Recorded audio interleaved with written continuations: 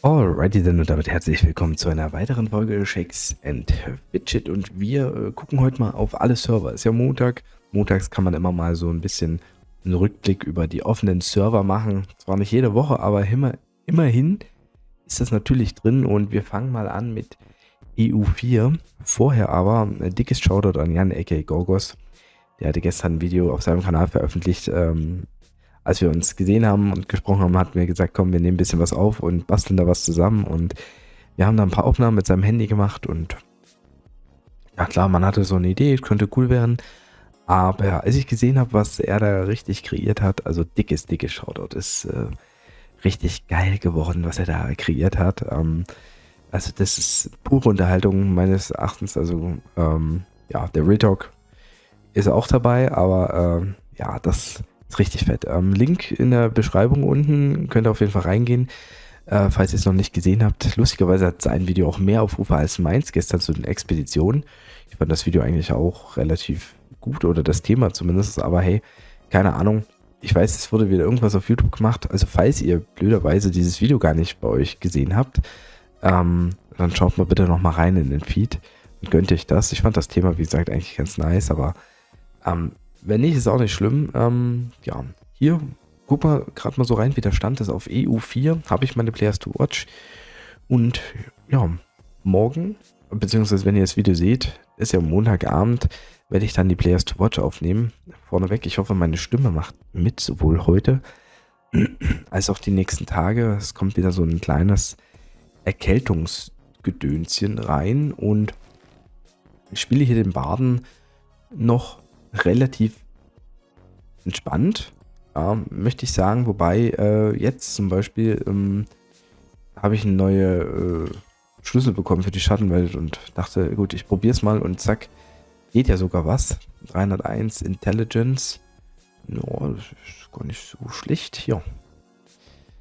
Noch leider 1% Bonus, also hier Hitpoints.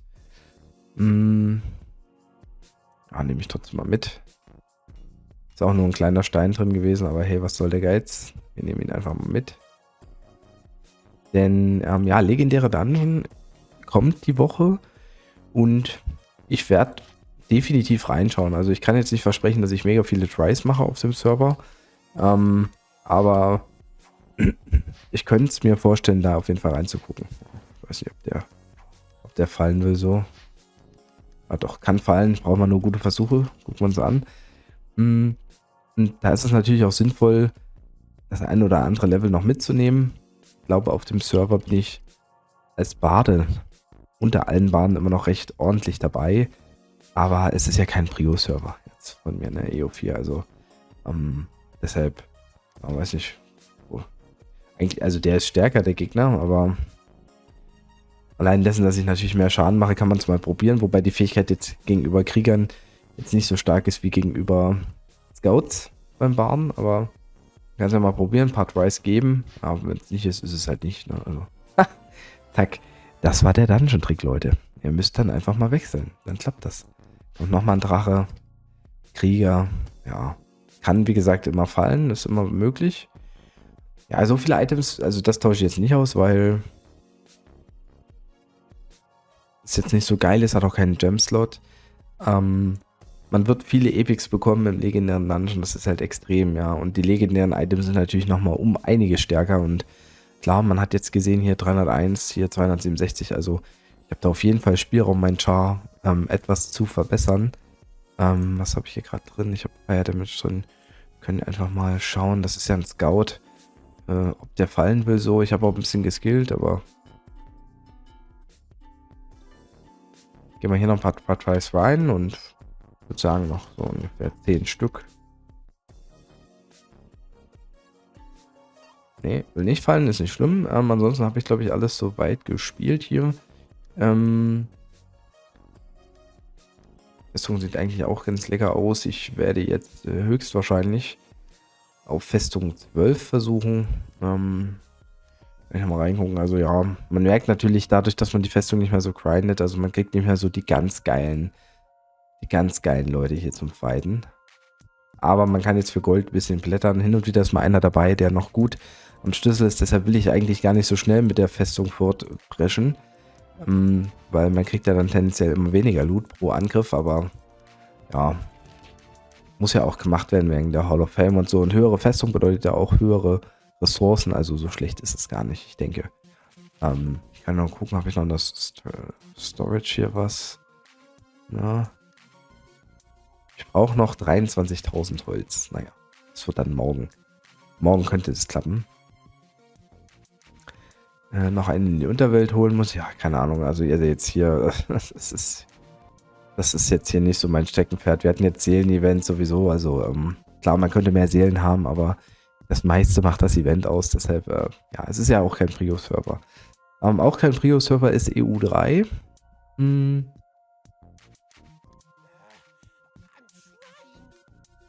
Da, ja, scheinen sich bei mir schon ein bisschen mehr die Geister. Ich habe jetzt hier, glaube ich, ein bisschen was gemacht letzt. Ne, hier geht bestimmt noch was in der Schattenwelt. Keine Ahnung, ich werde den auf jeden Fall auf 300 spielen und danach muss ich echt überlegen. Also unabhängig von der EU5 ist das der erste Server, den ich tendenziell aufhören werde. Wobei ich vielleicht mir vorstellen könnte, auf Level 300 nochmal in ein kleines Projekt zu gehen, ähnlich wie es Dorsa gemacht hat, in so einer Ein-Mann-Gilde. Und gucken, wie weit halt man mit einem 300er Char, einem soliden 300er Char, man könnte sich ja nochmal mit Legis ausrüsten und so, weil langfristig einfach die Zeit fehlt. Ja. Man sieht jetzt hier auch in den Pets, also ich hänge da jetzt mittlerweile so hinterher, das ist schon krass dafür, dass der Server nicht so alt ist. Auf EU4 geht die Tendenz auch dahin, aber der ist halt natürlich noch ein bisschen frischer.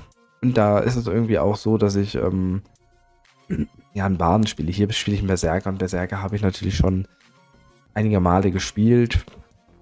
Immer noch den aktiv auf S7. Dementsprechend sehe ich hier die Zukunft eher in diesen Bereichen. Und ja, werde ich mir nochmal überlegen, werde ich vielleicht auch nochmal eine Umfrage zu machen. Könnt ihr die Tage gerne mal gucken, was ihr davon haltet. Dann gehen wir gleich mal auf Server 7. Ja, hier geht es erstmal noch weiter. Nach dem letzten Elevator 3. Platz. Das heißt, hier spielen wir auch noch weiter. Die 2 Jahre sind ja auch noch nicht durch. Und das Gute halt an dem Char ist ja nach wie vor, dass man hier nicht so fett grinden muss.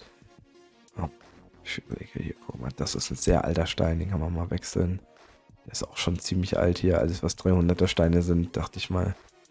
Gehen wir mal an den Wechsel. Klar, die Kundentunte hat schon stärkere Steine. Die ist natürlich wichtiger im Schatten-Dungeon. Aber auch der Krieger ist nicht unwichtig, weil er einen Trank hat. Deshalb würde ich dem auch nochmal hier einen gönnen. Und mein Major habe ich jetzt gar nicht angeguckt so richtig. Aber ja, da hoffe ich auf orange Steine. Ja, also ich habe schon viele Steine hier in orange ausgetauscht. Toilette, nochmal gucken. Oh, hier muss noch Alu spielen. Noch Alu spielen hier. Spiele ich ja keine Dungeon-Pause, deshalb gehe ich tendenziell schon auch auf XP.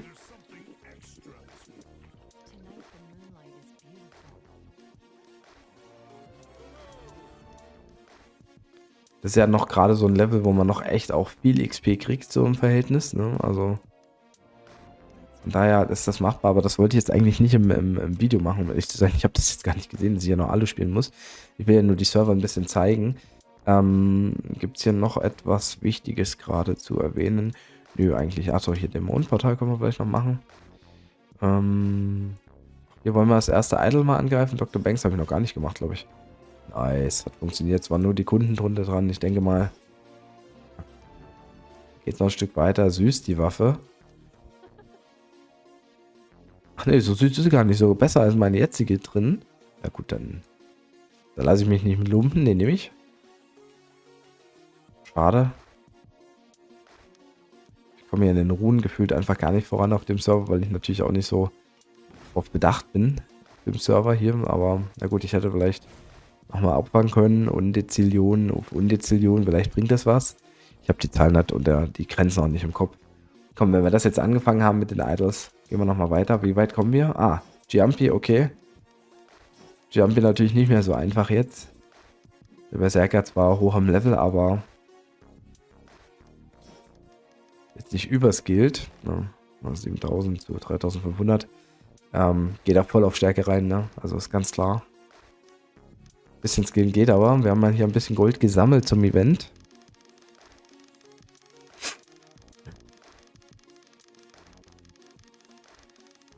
Ah. Performance ist so semi. Aber man will sich nicht beschweren, man kommt ja halbwegs durch, ne? Wir schauen uns gleich nochmal das Item an hier, was er uns gedroppt hat. Und auch hier werde ich, ja, ein, zwei legendäre Dungeons mal Run machen. Natürlich auf Ehrenbruder-Basis Ultimate-technisch, ne? Ganz klar.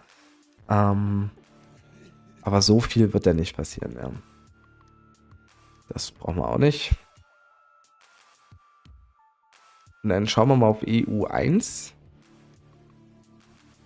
Auf EU1 habe ich mich jetzt doch nochmal mit Twister Dungeons auf 369 gespielt. Hier noch das machen? Ne, hier bin ich durch.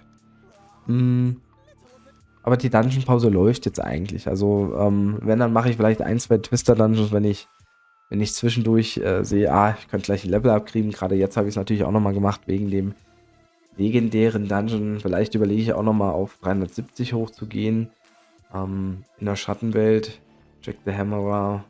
Man muss mir vielleicht mal die Prozente angucken. Aber jetzt habe ich auch ein bisschen hochgeskillt. Also in der Daily-Auswertung stehe ich auf jeden Fall ein bisschen besser da. Und ja, insgesamt bin ich natürlich nur ein Verfolger-Char jetzt hier, ne? Ist ganz klar. Also viele Magier auch vor mir. Aber ich bin echt gespannt, wenn die Dungeon-Pause dann vorbei ist.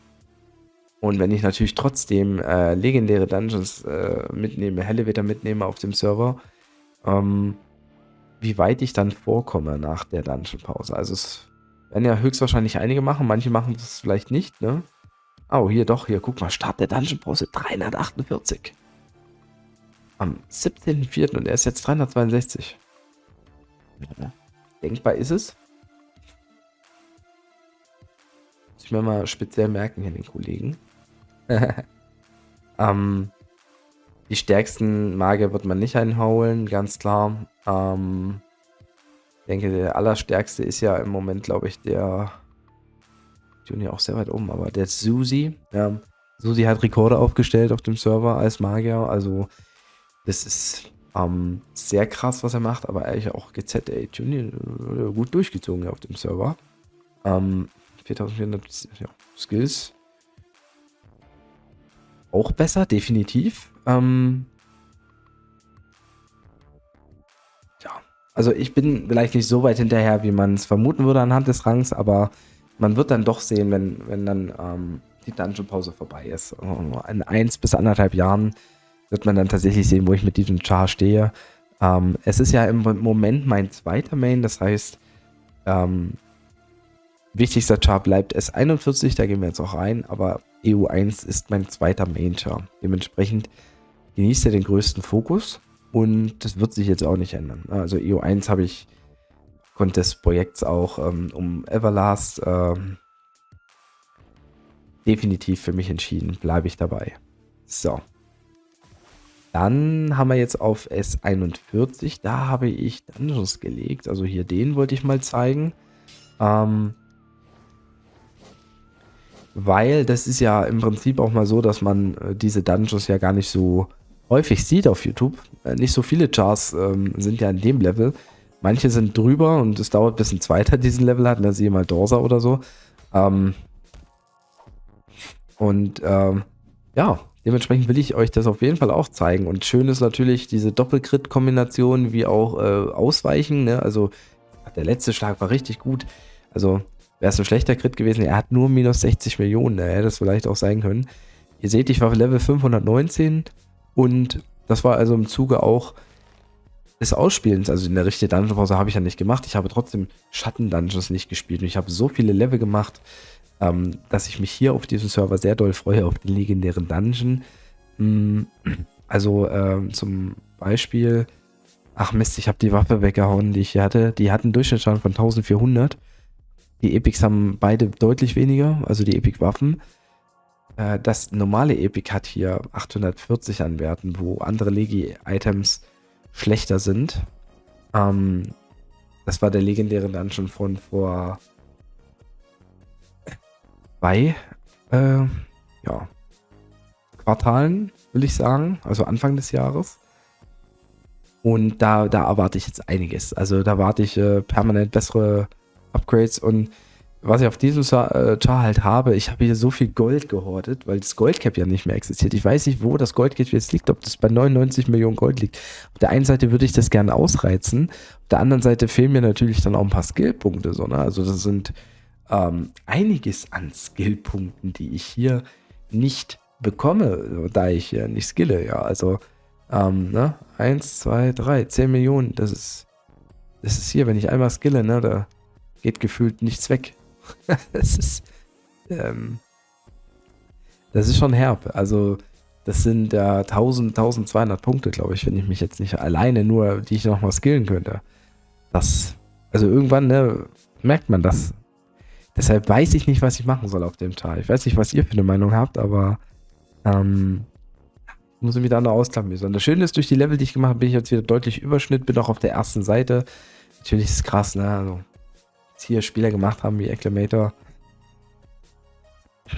André, also ja, noch nicht mal von den Skills so krass, ne? Aber trotzdem sehr viele starke Spieler. Ja. Also Acclamator ist echt, glaube ich, was die Skills betrifft. Der Man hat ja mal ein Interview bei mir gemacht. Und ja, freut mich auch immer, wenn ich das Icon hier sehe, ne? Sehr geil. Nee, also so sieht's aus. Auch hier werde ich entsprechend natürlich im legendären Dungeon versuchen, so viele Runs wie möglich zu machen. Bei Ultimate Runs könnte ich mir vorstellen, dass ich versuche 6 bis 10 Runs auf jeden Fall zu machen. Wenn es mehr wird, okay. Weniger sollte es nicht werden. Wäre ein bisschen schade eigentlich. Ja, aber so grob ist der Plan. Ja. Ich hoffe, dass diese Rundschau so ein bisschen hat euch gefallen, das Update. Fazit: S41 und EU1 legendäre Dungeons ordentlich. Auf EU4 ein bisschen. EU3 und S7 höchstwahrscheinlich eher weniger, wenn nur einmal vielleicht oder so Free-to-Play-mäßig. Ja. Und dann werden wir sehen, was dabei rauskommt. Achtet auf die Players to Watch. EU4-Spieler, ne? Macht noch was schnell, wenn ihr gut dastehen wollt. Und dann würde ich sagen, haut rein, macht Tschüss und Servus, euer Basti.